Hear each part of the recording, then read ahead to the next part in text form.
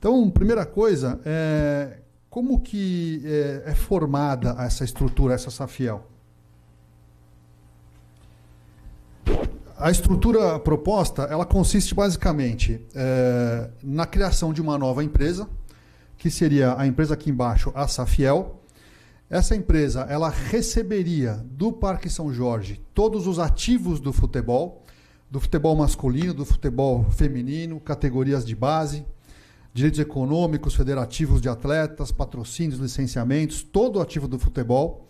E de um outro lado, nós teríamos uma empresa que a gente apelidou carinhosamente de Invasão Fiel, que seria a empresa detida pelos fiéis investidores que são os corintianos. Essa empresa ela entraria como sócia na Invasão Fiel com recursos, com dinheiro. O clube social permaneceria lá como está, naturalmente não desamparado, né? O Maurício já colocou bem. O clube social receberia valores dessa estrutura, seja um valor inicial decorrente de uma captação, seja um valor mensal decorrente de royalty pago durante todo esse período. A Invasão Fiel seria a empresa que representaria os torcedores de maneira independente, e aqui na Safiel nós teríamos uma comunhão de ativos do futebol e de recursos provenientes daqui. Com esse recurso, a gente vai pagar toda a dívida do Corinthians, a dívida do estádio, respaldar financeiramente o clube social, nós vamos ter dinheiro para fazer novos investimentos, melhorar a infraestrutura, capital de giro, contratar atletas e está aí despontando na linha de frente. Ok?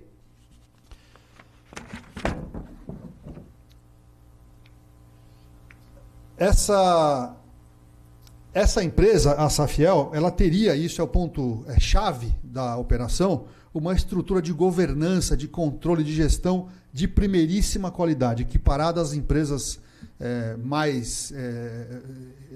que servam de exemplo, empresas listadas em bolsa, empresas que têm de fato controles regulamentares de órgãos públicos de fiscalização, e seria basicamente estruturada dessa maneira.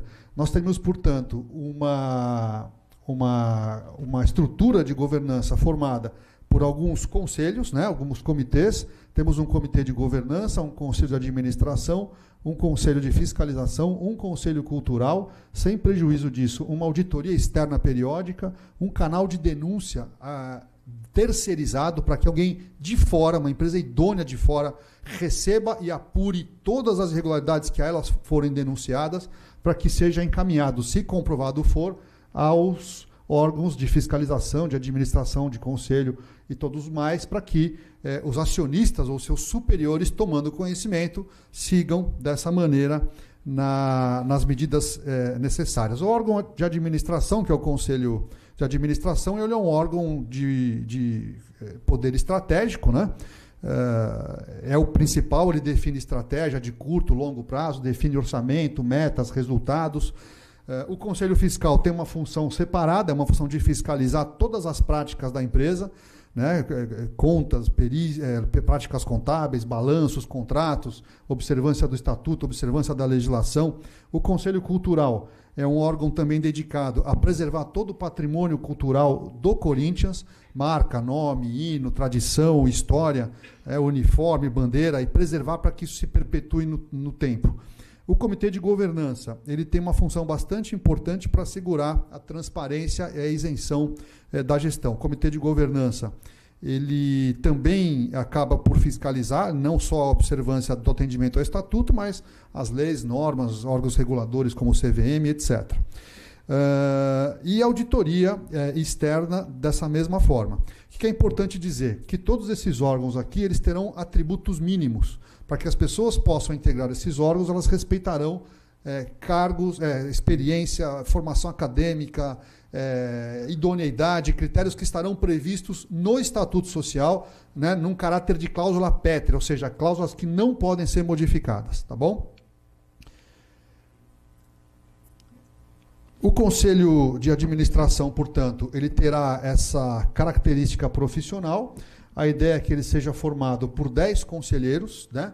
Dentre eles, nós teremos o Poder Executivo, né? Que são aqueles conselheiros com direito a voto, né? No mínimo, com vagas para no mínimo 2 mulheres nesse conselho executivo, e teremos também mais 5 conselheiros com poder opinativo, consultivo, que seria formado por conselheiros representantes do Parque São Jorge e representantes dos torcedores, dos fiéis investidores. Ok?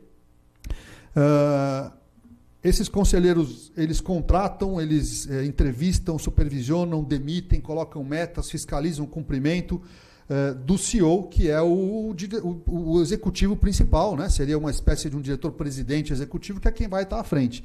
Da mesma forma, esse CEO não é qualquer pessoa. Ele tem que ter a observância, ou tem que cumprir requisitos que estarão expressos de maneira imutável no estatuto da entidade. E o CEO, que terá essa função executiva, ele escolhe aqui os seus diretores todos que vão tocar o dia a dia, assegurando que a gestão seja atingida com as metas, orçamento, etc., dentro dos propósitos da própria Safiel. Do lado dos investidores, nós teremos uma captação de dinheiro pelos investidores de 2 classes de ações, né? Uma classe de ações para os torcedores. Essas ações seriam ações com direito a voto, né? Quem poderia comprar essas ações? Seriam os torcedores que tiverem um vínculo comprovado com o clube, ou seja, sejam associados do clube, portanto, eles podem também, além de ser sócios do clube, também ser investidor desse outro lado aqui, ou ter uma conexão, ter uma inscrição no fiel torcedor, que não é o fiel torcedor exatamente como aí está, mas seria um fiel torcedor remodelado, talvez com uma categoria específica para investimento, de modo a abranger aquelas pessoas e torcedores que moram em outros estados, que moram em outros países, que não vão ao estádio e, por essa razão, não se inscreveram no fiel torcedor que aí existe. Dessa maneira, com essa conexão, estando no fiel torcedor adimplente por um período mínimo, potencializando, portanto, a ampliação desse fiel torcedor, ele estaria habilitado a comprar aquelas ações. E do lado de cá, teria uma outra categoria de ações, que são ações institucionais. São ações que não têm direito a voto. Isso porque, se necessário for, existiria um instrumento para que a entidade possa ir ao mercado e captar investidores, fundos, empresas, pessoas interessadas em colocar dinheiro no Corinthians, sem participação nas decisões, sem direito a voto, ok? São ações que a gente chama de ações preferenciais. Captado esse recurso é integralmente destinado a Safiel, ok? Bom, aqui a gente tem uma meta de captação de 2,5 bi, né? Podendo ter uma meta mínima na ordem de 1,6 bi, que é a partir do número que, na nossa percepção, já viabiliza o projeto, e pode também ter um excesso, um excedente, caso a procura seja maior do que a esperada. Tá? E aí dá uma gordura adicional para fortalecer o clube, sempre lembrando que também ter mais dinheiro do que a gente precisa também não é desejável. Né? Quem tem dinheiro a mais do que precisa vai acabar gastando de maneira, às vezes, desnecessária. Tá? Esse capital ele vai ser integralmente também destinado aos investimentos, quitação de estádio, quitação de todas as dívidas. E por que isso aqui é suficiente? Porque, naturalmente, quando a gente tiver recursos em caixa, você tem condições de chegar nos credores e fazer propostas e obter boas negociações, redução do pagamento do estádio, redução do pagamento das dívidas, a gente consegue uma economia importante. E lembrando que essa economia, quando ela acontecer, nas negociações que faríamos com os credores, essa economia ela reverte integralmente como ações para o Parque São Jorge, para o Corinthians, ou seja, o ganho vai ser integralmente destinado ao Parque São Jorge, ok? Esses investimentos aqui de ações nessa fase da invasão fiel, dessa captação, eles não objetivam a distribuição de dividendos. Tá? Existe um período que a gente chama de bloqueio ou de lock-up, né? Que é um período no qual, após a captação, os compradores das ações não podem vender ações, 5 anos pelo menos.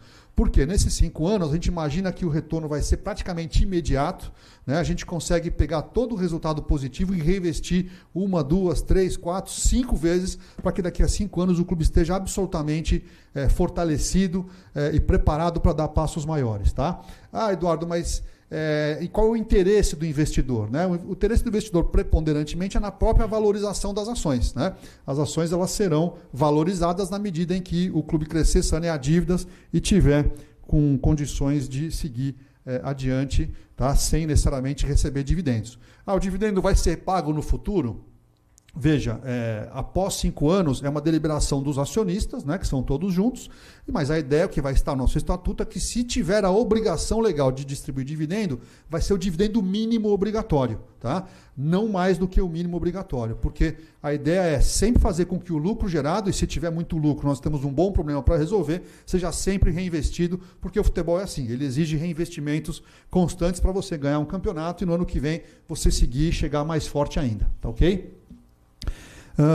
Mas como é que eu vou garantir que eu não vou ter controle de pessoas com muitos recursos que vão comprar ações e ter um controle do Corinthians, né? Primeiro, falando aqui das ações da parte dos torcedores, aquelas com direito a voto. A ideia é que a gente faça 3 potes de ações. Um pote com 25% aproximadamente do valor desejado para a captação, um pote intermediário com 45% e um terceiro pote com 30%. Então, na verdade, quando for aberto o período de reservas, que precede ao pagamento, primeiro a gente vai fazer, olha, pessoal, os bancos contratados para distribuir, Caixa Econômica, Banco do Brasil, Bradesco, Itaú, BTG, não importa, todos os bancos vão oferecer, qualquer torcedor corintiano vai poder comprar as ações por meio da sua instituição financeira, inclusive do exterior, por meio de bancos ou corretoras internacionais, e vai falar, eu quero fazer a reserva nesse pote aqui, porque eu vou comprar entre 1 e 10 ações, tá? Então, uma ação é R$200, eu vou comprar 1, 2, 3, 4, 5 ou 10 ações. Ok, você faz a sua reserva aqui. Corintianos que têm um poder aquisitivo um pouco maior, ele pode comprar na cadeia do meio, tá? Lembrando que é uma reserva por CPF, tá bom? Ele vai ter que escolher onde ele quer fazer a reserva dele. Nessa cadeia do meio aqui, ele pode comprar entre 11 ações e 15 mil ações. Também faz a reserva ali. E o total desses torcedores aqui, são 3.375.000 ações, podem reservar até esse limite. E no terceiro pote, são investidores mais qualificados do ponto de vista financeiro, né, investidores profissionais, que vão poder adquirir ações num valor maior, que representa até 30% do pote. Eduardo, mas quem me garante que o pessoal ali no terceiro pote, que tem dinheiro, né, não vai comprar tudo e controlar o Corinthians? Primeiro, o limite máximo ali de compra das pessoas é 1,8%. Ninguém pode comprar mais do que 1,8%, inclusive no núcleo familiar, tá? Aquele grupo ali fala, bom, e se 30 caras quiserem se juntar e comprar 1,8%? Bom, naturalmente, que se tiverem só 30 pessoas, que é algo absolutamente impossível, né? Imaginamos que tenhamos, sei lá, 1.000 corintianos que queiram comprar naquele terceiro pote. Ninguém consegue atingir 1,8, lembrando que o máximo é 30, né? Então, se você tiver mais gente querendo comprar do que ações disponíveis, tem uma diluição, rateio proporcional, portanto, você tem uma diluição e a expectativa é que nenhum corintiano consiga comprar um valor que talvez chegue perto do que 1%. Tá? E mesmo que numa hipótese muito, vou falar adiante isso, eles se juntem ali a uma série de outras travas que nós apresentamos para tentar proteger, e eu vou falar isso na sequência. Bom, aqui a gente tem a dinâmica de como funcionaria, né? O investidor ele vai ter no seu aplicativo, como o Carlos bem mencionou, ele vai clicar, vai saber quem são os meus jogadores, contrato, valor, recebimento, etc. Ele vai clicar na outra janelinha. Ele vai saber quais são os resultados, receita, despesa, campeonatos, etc. E ele tem uma outra teclinha, que é o poder político dele. Quantas ações eu tenho, eu quero comprar, eu quero vender. Lembrando que essas ações só podem ser compradas e vendidas na própria Safiel, né? No balcão ali, quer dizer, não é para mercado, para um palmeirense ou quem quer que seja comprar. Então, nessa operação também tem que observar ali esses requisitos, tá bom? E aí você vai ter o exercício do poder de voto. O voto é com reconhecimento facial, que não é a tecnologia que a gente vê nas catracas, tá? É uma tecnologia muito mais sofisticada, é a tecnologia, e meus 2 sócios aqui são da área de tecnologia, é a tecnologia que a gente usa no desbloqueio do banco, né? Do aplicativo do banco no nosso celular, né? Porque não basta ter a imagem, você tem que ter a imagem, ele identifica se você está vivo, se você se mexe, né? Ele vê até a tua pupila, aqui ele identifica critérios para falar, realmente é você mesmo, a partir daí você se habilita e você tem lá na ordem do dia o que você tem que votar, você vota, aprovo ou não aprovo. Lembrando que não é só isso, pela lei é obrigatório que uma parte do dia, geralmente isso é feito, a Assembleia fica aberta o dia inteiro. No final do dia, abre-se ali um espaço para um webinar, as pessoas que já votaram, ou podem votar até depois no aplicativo, ela entre, pergunte, esclareça, tire dúvidas, dê sugestões, etc., para poder fazer essa confirmação. Então, aqui é uma democratização muito grande, os fiéis torcedores vão votar em todos os membros dos comitês, ok?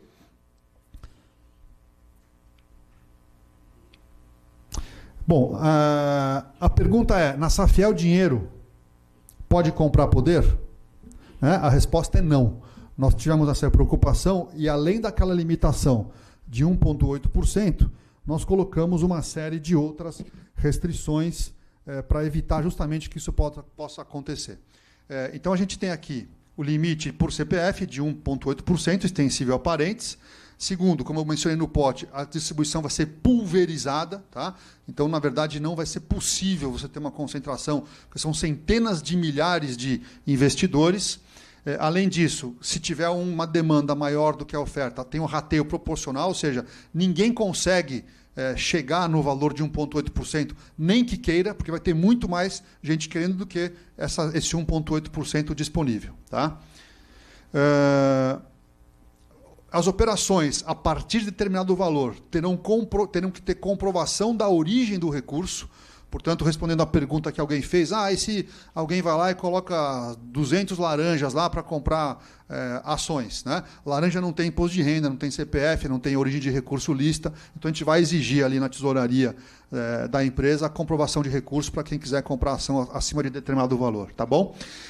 Mesmo que haja ali alguma concentraçãozinha, etc., as cláusulas pétreas, aquelas questões que são importantes e fundamentais para a Safiel, que estarão no estatuto, elas têm que ter um quórum qualificado para ser modificado. Tá? Talvez 2/3 ou algo que o valha. Tá? Mas a ideia é que não haja simplesmente uma facilidade assim, de grupos que possam se reunir. Tá bom?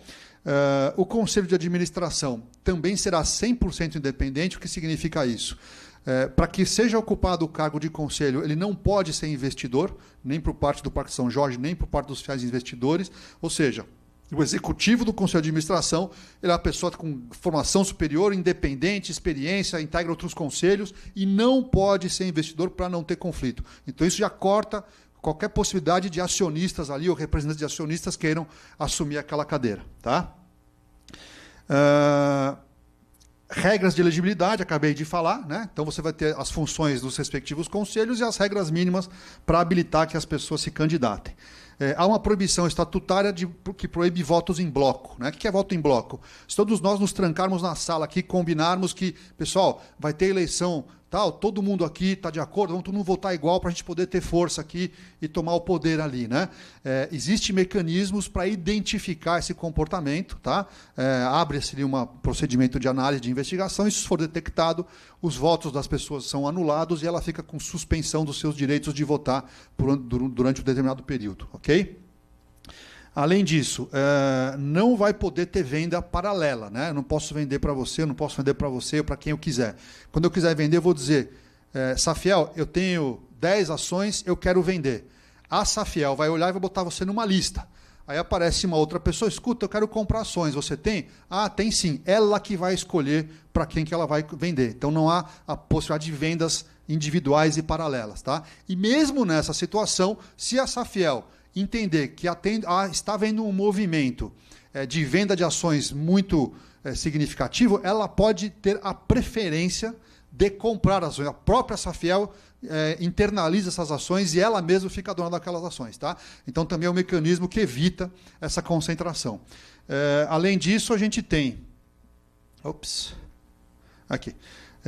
A gente tem vedações de conflitos de interesse, ou seja, pessoas que queiram ocupar os cargos não podem ter vinculação com outra SAF, não podem ter vinculação com empresário, não podem ter vinculação com atleta nativa, com federação, com arbitragem e daí por diante. Então, terá uma regra grande ali, isso está na lei da SAF, a gente vai acabar também reproduzindo para evitar isso. E mais do que tudo, os órgãos de controle, como eu mencionei há pouco, controle, auditorias, canais de denúncia, etc. Tá bom? Tudo isso para evitar que as coisas ocorram. Bom, qual que é a vantagem ou desvantagem de ter uma SAF de dono? Né? Isso aqui é um ponto importante. Né? Então, a primeira pergunta que eu faço para a reflexão dos senhores é: será que o Corinthians já não tem donos hoje? Né? Então, a preocupação de que vai ser dominado por um grupo pequeno de interesses. Né? Será que vai ser? Né? Ou já é? Né? De qualquer maneira, isso não é culpa do Corinthians, não é no Corinthians, é em qualquer clube, né? No São Paulo, é em qualquer clube, né? No Palmeiras, qualquer clube com esse modelo. Isso é um problema não das pessoas, mas do modelo associativo. Não funciona mais, gente. Tá? Uma SAF de dono, como aconteceu aí com o Testor, com o Cruzeiro, com o Atlético Mineiro, enfim, uma SAF de dono tem uma série de problemas potenciais. Né? Primeiro, ele é dono, ele faz o que ele quiser, ele pode definir o próprio destino, né? Então ele não tem pouca obrigação, pouco compromisso em pedir opinião democrática de todos, tá? Ele tem emoção, né? O dono tem emoção e confunde com a razão, ao passo que um gestor profissional ele não tem a emoção, ele está lá profissionalmente trabalhando, tá? O dono ele pode revender a terceiro. O Carlos quer comprar, o Carlos é um cara legal, vamos vender para ele. Ele compra a ação, mas amanhã ele pega e vende para uma pessoa que a gente sabe que é péssima, indesejada e que pode atrapalhar o Corinthians. Tá? Uma pessoa que pode assumir o Corinthians, ela pode ter outros negócios, outras empresas. Aconteceu no Botafogo, né? Com o Lyon, né? O Testor mandando dinheiro do Botafogo para lá e de lá para cá. Quer dizer, há uma confusão que também pode atrapalhar o negócio. Um sócio de uma empresa pode ter conflitos familiares, passar por um divórcio complicado, litigioso, né? Uma briga societária com outros sócios de outros negócios, tudo pode contaminar. A identidade do futebol acaba se confundindo com aquela própria pessoa, o que, no caso do Corinthians, especialmente, não é desejável. Tá? Aqui, com interesse, como mencionei também, objetivos pessoais, a pessoa pode morrer, gente. Né? Então, tem um dono, o dono morre. Né? Legal, o Joãozinho ali, ele é o dono do Corinthians, bacana, o cara tem dinheiro, competente, ele morre. Quem vai assumir os herdeiros dele? Quem são os herdeiros dele? Nós não sabemos. Né? Ele pode nem ter herdeiro. Né? E quando você não tem herdeiro, o que acontece com a herança? Vai para o Estado. Né? Para quem não sabe. Então você tem uma série de problemas aqui na SAF de dono. Né? Enfim, e você tem os problemas todos aqui. Tá? Então, de fato, não é o desejo do nosso projeto que a gente tenha uma SAF de dono, um exemplo das que aí estão, tá bom? Relembrando que as SAFs que têm dado problema, sabemos isso, são SAFs de dono. E por isso que a SAF colou uma imagem ruim e que a gente quer desfazer, porque o nosso modelo está mais alinhado com a prática internacional, como o Carlos bem colocou, Real Madrid mais recentemente, né, 200 clubes da Europa, 90 e poucos deles têm estrutura empresarial e daí por diante, tá bom? Por isso que a gente brinca aqui, não é qualquer SAF, é SAFiel, é diferente de todo o resto, tá bom? Mas que garantia eu tenho que o dinheiro captado dos investidores vai ser destinado ao pagamento das dívidas? Óbvio que tudo isso está dentro de um contrato, né? Um contrato, um memorando de entendimento, e tudo é vinculado, né? Esse recurso será destinado para isso, né? Em controle tanto do Parque São Jorge quanto dos acionistas, né? Garantias contratuais, o dinheiro vai ser empenhado para aquele fim, para quitar aquele acordo que vai ser feito com cada um dos credores, tá bom? Qual que é o próximo passo agora, gente? Entregamos aqui a proposta, ou entregaremos hoje, né, ao final aqui, simbolicamente, vamos entregar para os representantes do Corinthians, conselheiros aqui presentes, mas a entrega a proposta hoje lá no Parque São Jorge, oficialmente, nós daremos um tempo para que eles conversem, discutam, e a gente está à disposição, né, para eventualmente assinar um memorando de entendimento, ou seja, um pré-acordo não vinculativo, gente, não obrigatório, ou seja, não há motivo para o Parque São Jorge não fazer isso. Né? Ou pelo menos não há motivo aparente para que eles não façam isso. Assinou o memorando de entendimento, discute cláusulas, condições, prazos, etc. A gente segue nesse período para fazer o estudo de viabilidade, os balanços de verificação do valor, o balanço patrimonial, avaliação dos ativos, daí por diante. Nesse período também pode-se até proceder ao registro da companhia, pode abrir o período de reserva para quem tiver interesse, só reserva, sem pagar. Né? E na medida que tudo tiver de acordo, a gente submete ao final a Assembleia de Sócios. Né? Salúcio, eu posso chegar até aqui e desistir? Pode. Né? Pode. É por isso que a gente coloca qual que é o problema da gente seguir dessa maneira. Qual é a razão? Por que não dar andamento enquanto a nossa dívida cresce R$1 milhão por dia? Né? Vamos ter andamento e a Assembleia de Sócios, quando for levado até lá, naturalmente está com tudo detalhado. Né? Temos os valores, as reservas, sabemos com um panorama muito mais claro o que pode acontecer. Ok? A Assembleia aprovou, aperta o botão verde, dá início, os bancos vão ligar, falar, paga aí 10, uma ação, 2 ações, 10 ações, 100 ações, capta o dinheiro e as coisas começam a acontecer e a operação já se inicia. Tá bom? Como? Botão preto. Falha mortal. Né? O verde é se não der certo, né? Que você não esperou acabar de falar. O verde vai para o esgoto. Né?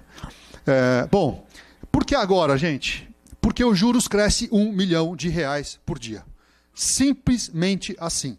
Porque nós estamos com o transfer ban da FIFA, porque estamos esperando o fair play financeiro da CBF, porque nós temos uma RCE em andamento que não está sendo homologada e não está sendo cumprida, e se não for homologada, as dívidas começam a correr de novo.